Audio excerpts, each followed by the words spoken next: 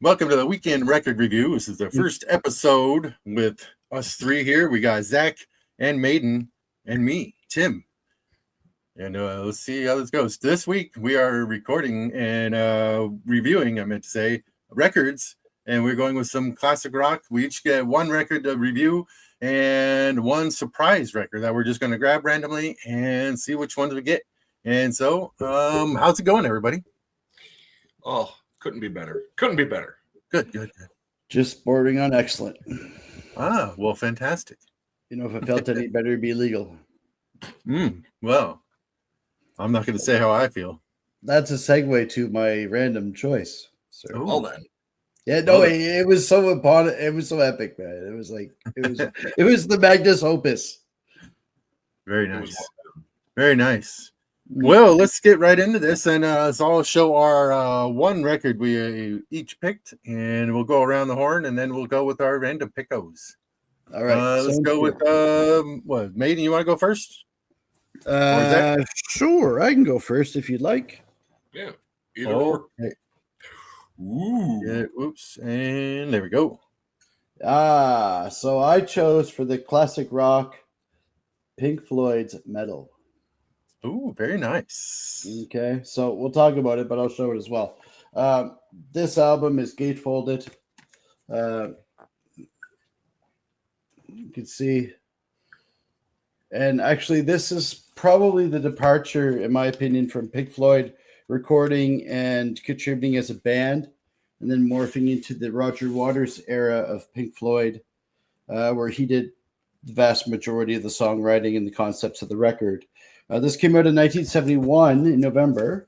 This is on the Harvest label, so this is an original first printing. So it's the Harvest yellow and green. Nice. It's stone dead cold mint. The vinyl plays beautifully. I'm a big nerd when it comes to my vinyl taken care of. I don't know if anybody notices this, but it's a little trick for these poly sleeves. If you fold the corner in, it's easier to get the record into the sleeve and you don't damage the either or. For those of you who don't know, but this record here, my friends, six studio record from Floyd, but it contains two epic tracks. Do you remember which ones they are? No, one of these days, right? One of these days, I'm gonna get you. That one.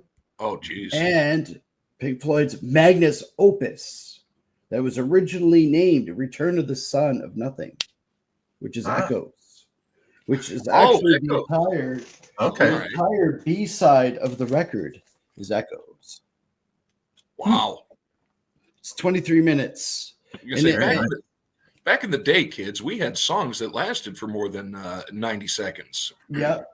And you know what? To me, I think this album here, Echoes, especially that song, means a lot to me. I love this album. It's one of my favorite records Pink Floyd ever did. And what was interesting is they didn't record this all in one throw. They recorded this when they were between touring times. So they actually recorded in certain studios for 2 or 3 tracks, 2 or 3 more tracks, and then they finished it up at EMI and then did all the mastering and pushed it out in, I think it was November 71. So that's my first pick for the classic rock choice from my end. Very nice. I had to go with Echoes, man. I love that song. I love that record. God. That's a cool song. It's wonderful. The Return of the Son of Nothing. I mean, that's just... Isn't that just... Now that you listen to the song, you're like, oh, that's cold. Yeah. And it is. It really is. I love that record. And again, it's a departure from Pink Floyd becoming into the Roger Waters and Pink Floyd experience era of Pink Floyd, right? With all the other things that came past that. Right. Like the Wall era. Animals, The Wall, Final Cut, all of those epic albums. Roger Waters, not to take anything away from him. He's a brilliant man. And same with all of those musicians. But he found a way to sort of take over that band and move it the way he wanted it to go. And of course, that's what led to the inevitable collapse of the band, unfortunately. Right. So that's my choice. That's what I got. Very good choice. He's still one that I have not seen, the Roger Waters like in concert type, or the experience, or Roger Waters experience, or whatever they call it. I'd like to see that because Yeah, that would be all the wall, right? I think back in the day, I remember my parents telling me they went to see Floyd in the 70s at the old Civic Arena in Pittsburgh. And it was one of the few times they actually opened the one section of roof that could be opened in that arena. Nice. Anybody that ever saw the Van Damme movie Sudden Death, they opened that section. I never saw it actually opened in reality, but they would do it very occasionally. Is that when they had the big flying pig? I don't know. My mom remembers a lot of lasers. That would either be Dark Side or the Animals tour. It would be either or.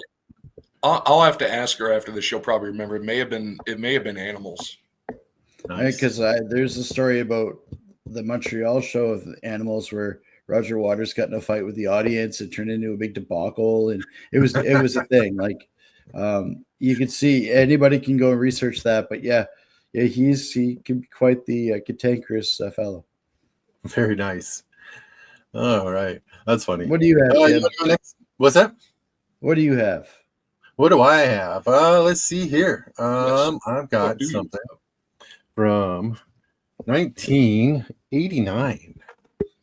I know that giant goddamn Ninja Turtle behind your back there. That's right. Here he's looking. He stopped staring at me, man.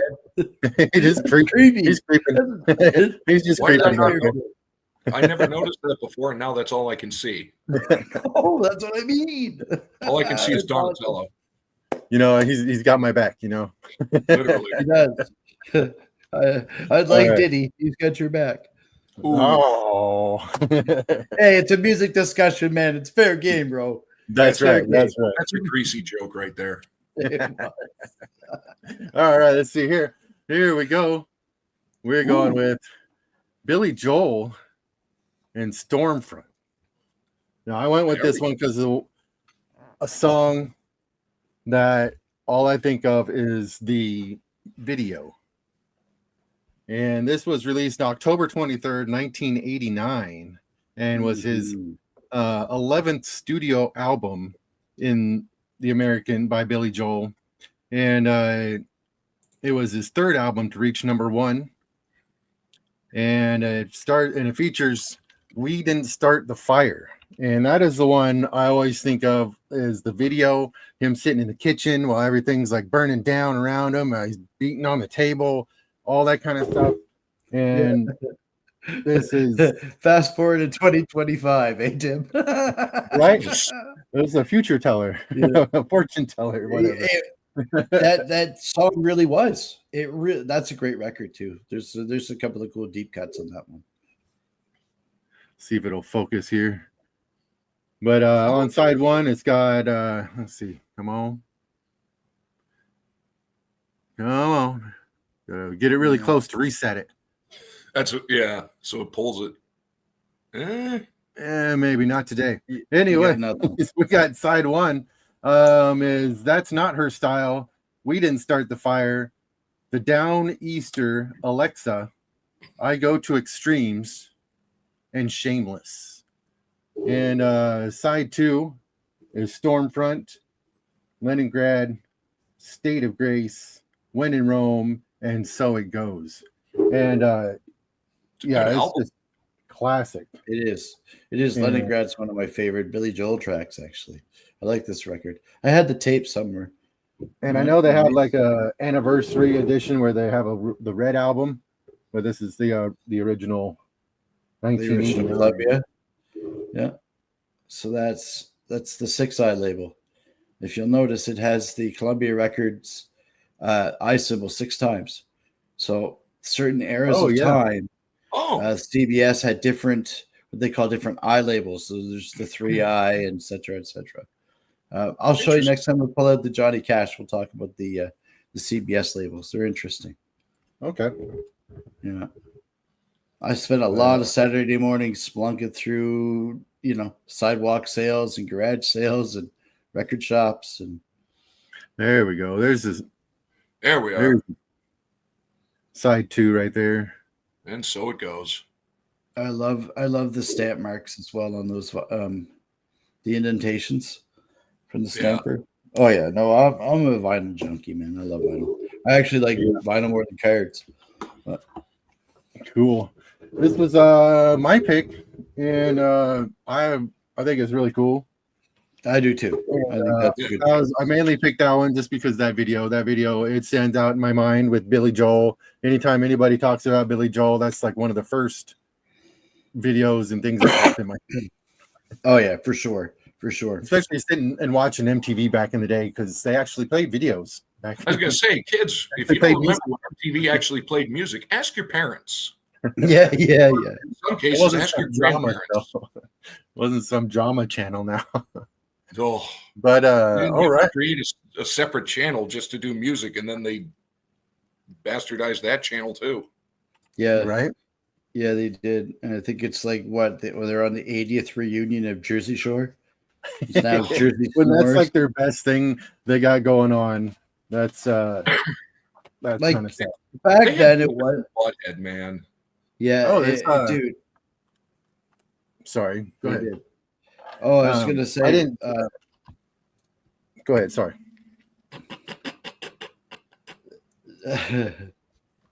So Jersey Shore at the time was like, let's watch white trash in their own natural habitat.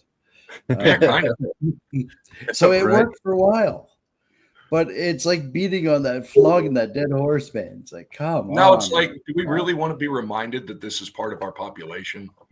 Right. You know, this is not. It was like when the second Borat movie came out. It's like, I really don't need to see this right now with everything going on in the world. Thank you. Yes, that's exactly how that's exactly what came to mind as well. What do you got there? Yeah, it has the lyrics in there, and I didn't see that when I pulled that out earlier.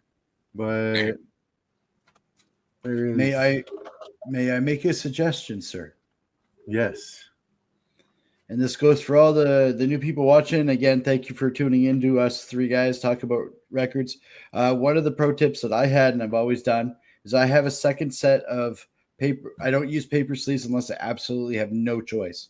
I get second, third party sleeves, and then I store those outside of the jacket. So I put it in with the poly sleeve on top of the jacket. So I don't use them as a record cover because they get split up that way and they get torn up. Right. So this is why I do this too, because I am learning some new tips and I am just getting into some of these like these for some of the people like these like hand-me-downs from my dad and all that kind of stuff. And so I'm learning great tips on how to take care of my stuff better. So I like that. Thank you very much. Well, here's the original sleeve for metal, as smoke stained and dirty as it was. Look at that. Yeah. That's the original. That's the original from 1971. And then this, I have some other ones, but this one here, I was getting these at 20 cents a piece at the record shop. Okay. And I could get them by the 100. And then I would take out anything that had like a lyric sleeve or any kind of paper sleeve, and I would change it over to these because it's softer on the vinyl and it doesn't scratch them. Because the paper sleeves actually will leave scratches on your records. Okay. I noticed on this one. Sorry. But I noticed on this one's got some paper spots left over, like it kind of ripped some paper. Yeah, it looks like it was water damaged. So how you could clean that. We can cover that at another episode, but yeah, you can clean it. I can show you how to clean that. Yeah, we should do like a taking care of your albums episode or something like that. Sure. That'd be kind of neat. Future things. See, audience, you're brainstorming along with us. That's right. This is the first episode, so if you have any suggestions to make this better, help us out. Oh, yeah. And if it smells like dirty basements, it's because it is. Well, that's what you don't want it to smell like grandma's dirty basement. But if it does smell like moldy basements, put a bounce sheet inside the vinyl, inside the jacket.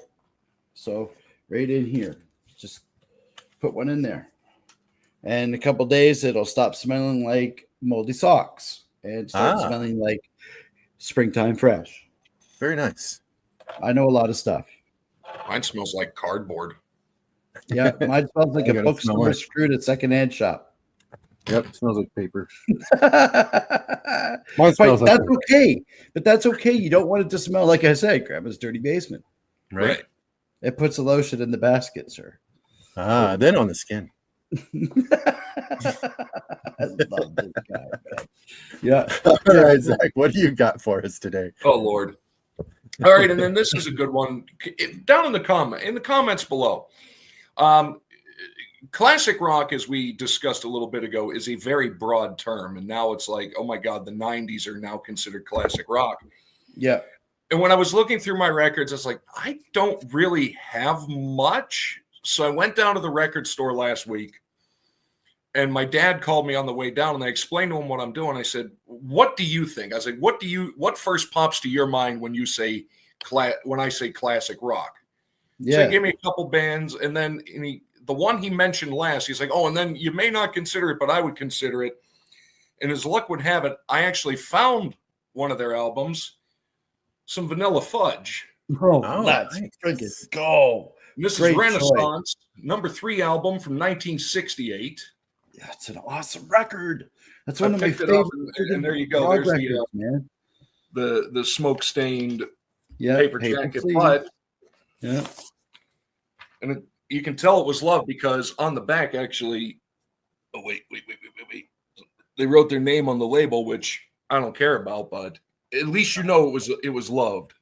Yeah, and well, either that or he had friends that were thieves, either or. Right. Either or, but thank you, PK McLean. It does have the classic tricolor Atco label, which is brilliant. Atco did some really, really nice looking labels, and the purple and orange were one of my favorites. Yeah, no, that's a great album. I love that record actually. That's like Jethro Tull's Aqualung record. Like once you listen to it and you listen to it a couple times, it just grows on you, man. You're just like, oh yeah. And that's the thing. Like I bought it and I'd never heard it. So I came home and the record is kind of dirty. I'm out. I don't have any cleaning supplies. So I was like, I'm not going to risk killing it. So I listened to it online. I'm like, oh, this is some psychedelic fun right here. It is. It is. They're right up, like I said, Zach, they're right up there with the first 3 Moody Blues records. They're really, really good. Blue Cheer. They're awesome. Hell yeah. Nice. That's cool. Awesome. And the one I like, it was Season of the Witch, because that was what written a couple years prior by Donovan, if I'm not mistaken. It was, yes. And then that's a great song. And then it was in my opinion, a less than stellar movie. Scary Stories to Tell in Dark came out like 5 so years ago, maybe longer. Lana Del Rey covered it. That's true, they did. And Lana Del Rey's cover was pretty good. It was. And that's why when you said Renaissance, that's what strikes me right away is that track. The other thing, if you'll notice the back cover of your record, it has the paste over where the record jacket came over the back. And that's how you know it's prior. It was created prior to 1970. Because anything after 70, they used a different style of jacket. And so that would be this outline here on the outside. Right. Okay. Yeah. And actually, if you think about the Beatles record, though Yesterday and Today, where they had the trunk cover and then the butcher cover, whatever, people were actually peeling that off using chemicals to get the original butcher cover because Capitol got really mad when the Beatles made that record and made them paste over. They did 2 other different covers. And that's what they did. They used that and they pasted it over. Yeah. So they were going to get, and here's the best part about there, $5 at the record shop. Nice. Oh, no, if that would have been a $5 thing, we would have been toast. We would have been done. Yeah. And then because my dad mentioned it when I told him, and he's like, well, what did you end up getting? I told him what I got. And I said, yeah. And then I said, because I randomly saw it, I picked up a Vanilla Fudge. Like, which album? I said, Renaissance. Like, okay. So this one may end up going to my dad at some point. Oh, nice. That's great. Yeah, that's awesome. But, and that label's clean. I love it. It's beautiful. And it was a really cool album. I had some fun listening to it the other night. Awesome. Nice. I love it. That's a great choice, Zach. Take that as you will. But that's the thing, because that 1968, yours was what, 70, 71 for Floyd? 71, yeah. And then 89. So like we're going 3 different decades. Yeah. Completely different styles of music, yet all in the same genre, as it were. So Yes. so wide Yes, variety. exactly. Yeah, because like if you Google the term classic rock, it doesn't have a definition. It's just, well, it's not a recognized genre. It's just a period. Huh. And you know what's interesting with that is they were part of that. Oh man, they were part of a huge piece of moving psychedelic prog. Now you want to talk about prog, you got ELP, Emerson, Lake and Palmer, Vanilla Fudge, you got Blue Cheer. There's so many cool bands that came out that just all morphed into one. You're like, ooh, you mentioned Donovan. Donovan's another one. Oh my gosh, there's so much great music. Butterfield Blues Band, another one. Oh my gosh, from that time. I don't know what it was, but recently I really started getting a better appreciation for Donovan. Me too. I don't know what sparked it, but all of a sudden it's just like I started listening to him. Like, this is good. I don't know what caused it, but it happened. I go through these spits and spurts, right? Where I'll listen to certain styles of music for a little bit and then move to something else, or kind of deep dive into something and then be like, ooh, well, what did they listen to? Well, I'm going to go find what they listen to and then get into that music and just right. Like, who inspired them to start doing music? And just trace the rabbit hole, and then you find some interesting things. Well, when people say, well, you're getting into the weeds. That's getting into the weeds, top and just going right down to the soil. But it's fun, isn't it? It is. It is fun. It's speaking of fun, what kind of surprise album, rando grab did you get? Oh, I got a good one. All right. Well, let's start with you then. We'll go with Maiden, and then we'll keep going behind me, so I can't remember where I put it. But this one here, sirs, is also another great record. Has anybody heard of the English prog band called the Strawberry Boys or the Strawbs? I can say that I have not, actually. Okay, well, there's 3 members of the Strawbs formed another band called the Monks. And they were like post-punk, pre-new wave. So that really sweet spot between when punk rock really ended in 78 to 82 before new wave really took off. Because there was a real blending of punk rock, synth, new wave, and rock and roll all at a UK and in America, all blended into one entity. And what came out of that was this record. Let's go. I love it. That's great. Okay, so the track listing on this are wonderful. So there's 2 big hits off this record, which I will tell you in a moment. But as you can see, this is another type of, I'm glad I brought this up. This is another type of sleeve I would recommend anybody. If you have a high-end record collection, you want the MoFi Original Master Fidelity sleeves. These are expensive. But they're called MoFi, and you buy them by the box. So they're usually, I think, 25 to 50 in a pack. But they are worth it. They are silky smooth. They will take care of your records, and they're easy to get into the jackets, so you don't damage the jacket. So this one again is another one of these awesome yellow and green Harvest labels. Harvest EMI. So EMI in the UK, Harvest was EMI's subsidiary outside of England. Okay. So Pink Floyd was on Harvest. The Strawbs are on Harvest. The Monks are on Harvest. So the 3 members of the Strawbs was Richard Hudson, John Ford, and Bill. I never say it properly. It's Willoughby. It's spelt weird. But they were, and one non-guy that wasn't in the Strawbs called Terry Cassidy. And these guys are sort of pop punk pre-new wave. And some of the key songs, there's 2 big hits. The first hit in the UK was called Nice Legs, A Shame About Your Face. That was a huge hit in the UK. Well, the next song is I Ain't Getting Any, Out of Work Musician, No Shame, Dear Jerry, Don't Try and Kill Me, With Love, Norman, Love in Stereo, Skylab, Bad Habits, Inner City Kitty, Drugs in My Pocket, Johnny B. Rotten, and Spotty Face. So, Nice. ironically, the song, you ready for this? Drugs in My Pocket was a single in Canada, go figure, and that went to the top 20 in 1980. And the song Nice Leg, Shame About Your Face was a top 10 in the UK. May I be permitted a cover pun? Absolutely. Sister about to act up. Yes, sir. Well, here, you can see she did. Yep. Like I say, sister done acted up. Yeah, no, she certainly did. So it's one of my favorite albums. And it's funny that they only put they did 3 records. The third one never got released, but the second one is called Suspended Animation. And I just closed my eyes and I grabbed one. And it was either Suspended Animation that would have been picked or Bad Habits. And it had to be Bad Habits. It was released in 79. And like I said, a couple of hits in the 80 and then disbanded, I think, 83. And then you remember the whole new wave thing that came out, right? The Police, the Pigeons, all the Seagulls or whatever the hell their name is. You know that. Flock of Seagulls? Yes, I love them. And I ran so far away. So far. That's about right. Very nice. Very nice. Yeah. How's All right, that Zach. for random though? Well, that's a random joy. That's a random pull right off the rip. It was awesome. That's a sign. It's a sign Yep. that this is meant to be. That's right. 100%. All right, Zach, what do you got?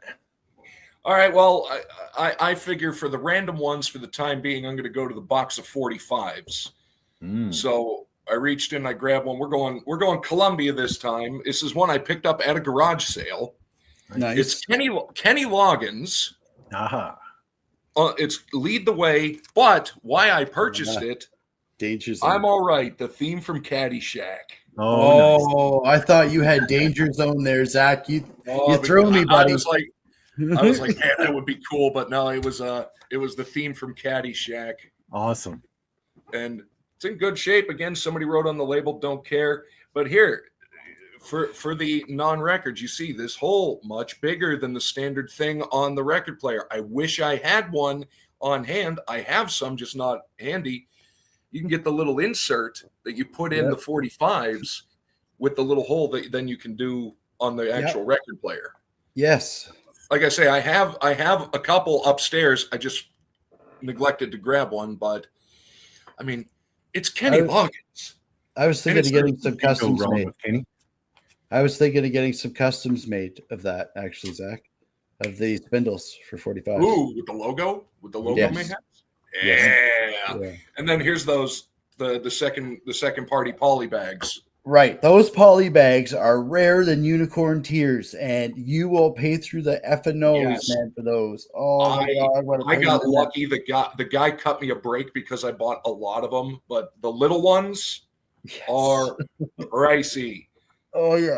Yeah. But I've got enough of them for the 45s for the time being because those little guys are harder to come by than your standard 33s. Yes. Very nice. And when I can get supplies like that, I usually stock up nuclear Holocaust style. Well, you have to because they're so hard to find, and they're not going to go bad if you just keep them in a box. Exactly. Right. Exactly. All righty. Well, let's see which random grab I will grab. And let's see. I'm looking in the box. I'm just gonna kind of grab. Careful. Hey, don't touch me there. I know the way you were reaching. It looked. God, that was funny. I love it. This is from what you're saying. This is the face that is going to match. Oh, Jim, where have you been reaching, sir? Where's He his doesn't want to show his other hand. How's that, hey, where's Jim's left hand? how's that for foreshadowing, fellas? Oh, And I'm the one that was offside for the Diddy joke. his hand Love is it. it's in his It's pocket. deep in the pocket Okay. of those Sanibel slacks. Seriously, those slacks are killer. You know what's funny is I still don't understand why anybody wore those slacks without a belt, or the belt was the slack, or the belt. Yeah, was built I have into to the say back. though, You had a That's couple of pretty- different buttons. that's a pretty good look, though. I mean, it ain't bad. No. It'll make a comeback. It looks like they're electrocuting him from behind to make him smile. But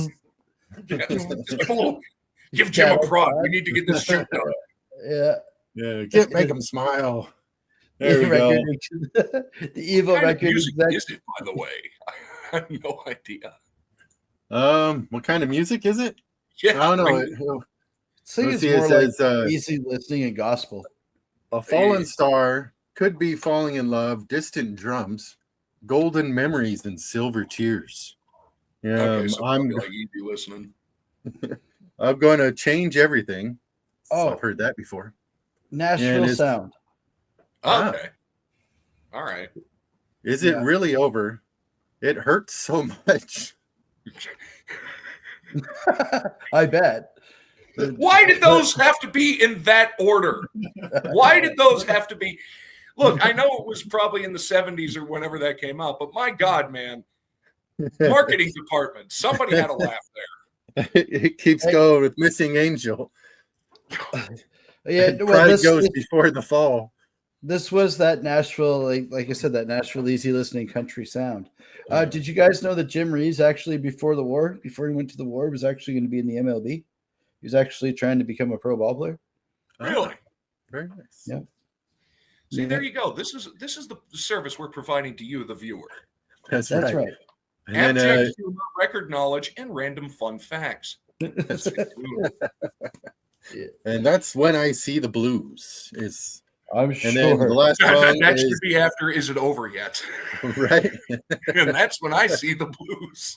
It hurts, Mo. And well, we had a good career on YouTube. It's been fun, everybody. We'll catch you on some other social media platform. The paper is very colorful. It's the RCA. Yeah, the old RCA catalog. And you get those are cool. A whole bunch of trying to get that on there good. And get some other ones on the back. And I think I have to interject.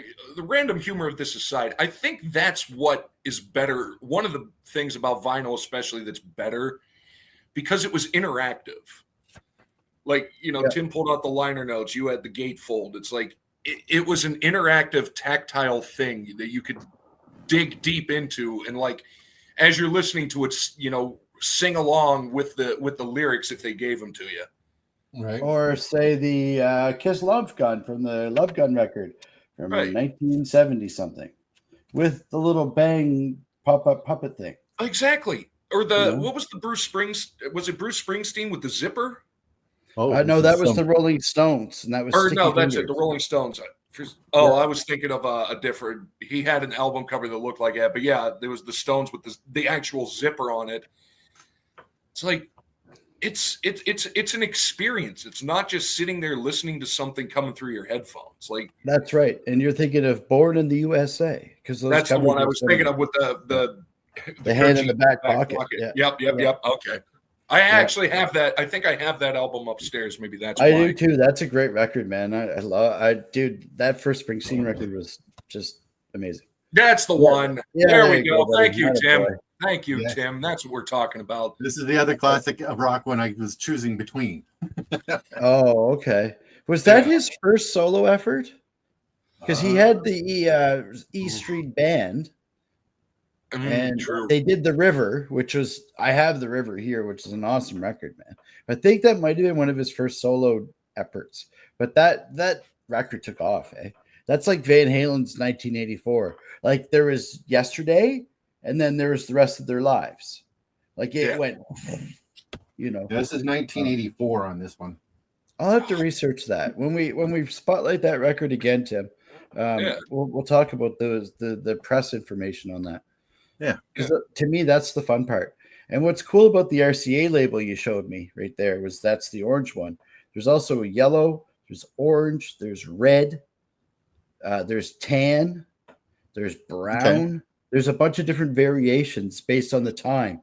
But you know what was cool with RCA and the countryside? So Nashville Sound, easy listening, is their 45s. A lot of them were colored 45s because they didn't have the money to waste black wax on that because they wanted it for the 12 inches.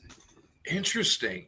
Yeah, I gotta do some digging through yard sales, see if I can find any of the, because I'm a sucker for colored vinyl picture discs. Look, record purists, I know it kills the sound. I know it does. Everybody knows it does. It doesn't sound as good as it could. However, they look really cool. Yeah, They do. And you don't put a picture disc on a turntable with an $800 Ortofon blue needle on it. You just don't do that. It's just right. It's like you know what I mean. It's like getting a nice steak and then saying, "Hey, do you got any ketchup?" Like, right. You just don't do shit like that. It's just or ordering it well done. Oh, yes. Like, what the hell's wrong with you? What the hell is wrong with you? You might as well just go eat a hamburger. Right? Some of the Speaking of which, I know, right? It's some about of the that picture time. discs I have are just, I only bought them. Some records I have, and this could be a category unto itself, I only bought because of how they look. yeah. Like, I have Dude. no idea what the music is. Some I later found out, but it's like, this is cool. I want this. Yeah, I shop a lot by eyes and look and how it looks. Like if I'm out looking for records or whatever, first thing I notice is the cover. Like if that's the story. That's what makes vinyl still relevant in 2024. It's that ability, the packaging, the inserts, the cover art, the tangibility of it, the ability to go through it, look at it, put the record on, put the needle on, go through it, look at the liner notes, look at the record, stare at the cover, like I did when I was 11 years old and I got Detroit Rock City, or AKA Kiss Destroyer. I got that effing record, man, and I was like, wow. Yes. Wow, this is cool. Because my friend's older brother was big into Kiss. I was 11. I didn't know what they were. So my dad owned a record shop with his brother and his brother-in-law. And they just went ahead and said, okay, well, what do you want? Oh, I want this one. Okay. My cousins had the same story, going down and picking out their first record. A lot of them was Kiss Destroyer. And that's what it was for me. It was that gravitated towards, Right. this is awesome. Right. And then you start going backwards. Right. Alice Cooper, people say, oh my God, Alice Cooper, $1 Billion Babies. Okay. But what about all the stuff before that and all the stuff after that? Like there's so much good stuff. And no matter how you turn into it or how you find that specific thing, if you're a record guy, 90% of the time it's the cover. Yeah. Definitely. Like Iron Maiden. That's why I'm so excited to see what kind of albums you two bring and what kind of stuff we're going to be doing in the future with this, because it's going to be awesome. I'm going to learn so much from you two, and this is going to be great. Oh man, it's going to be good. Well, I'm excited to be able to do it. Yeah, we're going to have some fun with this stuff because there's a lot of vinyl to go through. There is. It is, and like a lot of people really enjoy listening to music, myself included. It keeps my brain from going. It's one of the universal things. It is.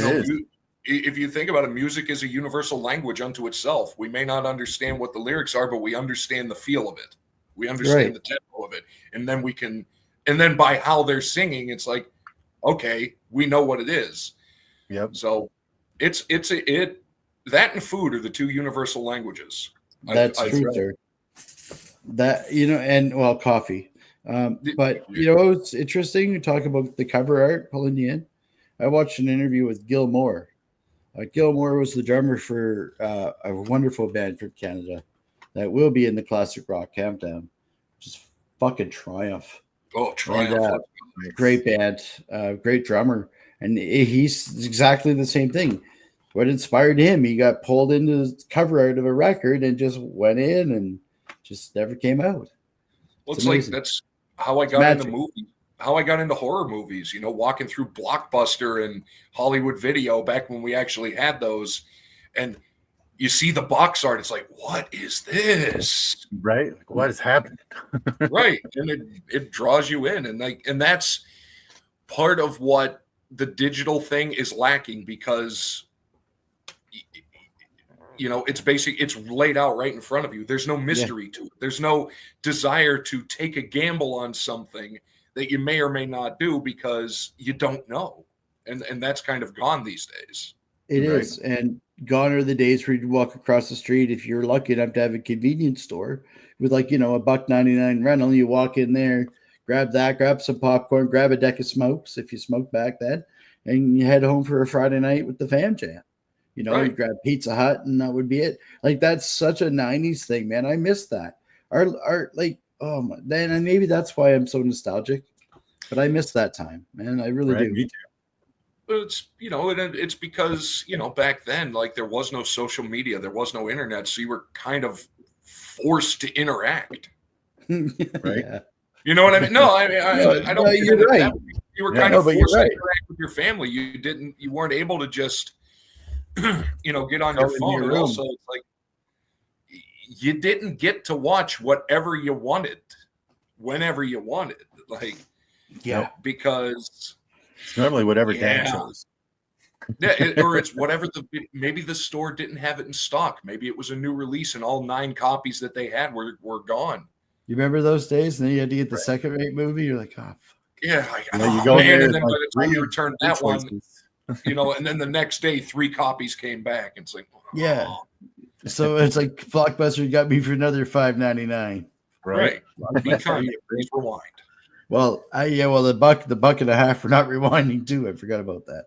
I still Wow, love yeah, me too. VHS. I still have that. I still have a few. Oh, I don't have many. I've got some weird VHS. You know, it's a back very downstairs. rare and expensive VHS. A couple of European horror movies. Very many of those, but the original Super Mario movie. Ah, I very don't nice. have that, but that's a good one. Yeah, I love And that movie. I don't care what it- people say. That movie Well, entertained me. that's the thing. Like, it didn't sell, so of course it didn't get printed a lot, and so they are rare. They're hard copies to get. And the other one actually that's very expensive, almost stupid expensive, is Kiss Phantom in the Park VHS. I don't think I've ever even seen that VHS. It's a shitty movie. It's probably the worst movie I've ever seen in my life. Like, yeah, like, and I love Kiss. I have to, like, I'm a Kiss guy. I love Kiss.